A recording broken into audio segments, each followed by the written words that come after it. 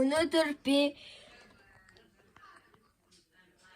юм бэлдээд байгаа. Яагаад бэлдэж байгаа вэ гэвэл бид нар гэр бүлэрээ Солонгос явна. Тэгээд ингээд юмаа бэлдсэн байгаа.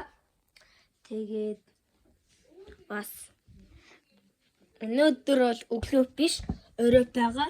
Ингээд орой болсон. Тэгээд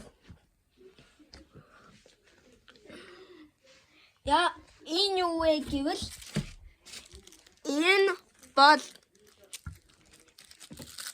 эднийг бид Солонгос хүмүүс загсан байгаа. Тэгээд бид нар хүмүүст өгөх болохоор яа. Тэгээд бас энэ миний чемодан байна. Энэ тэгээд нэлээд олон юм авч явна. Тэгээд бас энэ миний ширээ та нар хараагүй л ах л та. Би энэ шинэ ширээтэй болсон. Тэгээд бас та нарыг харахад нэг юм харагдчихэв үү? Хараглаа. Тэр бол мөнгө. Надаа 50,000 вон, 10,000 вон л байгаа. Тэгээд бас өөр байгаа л та.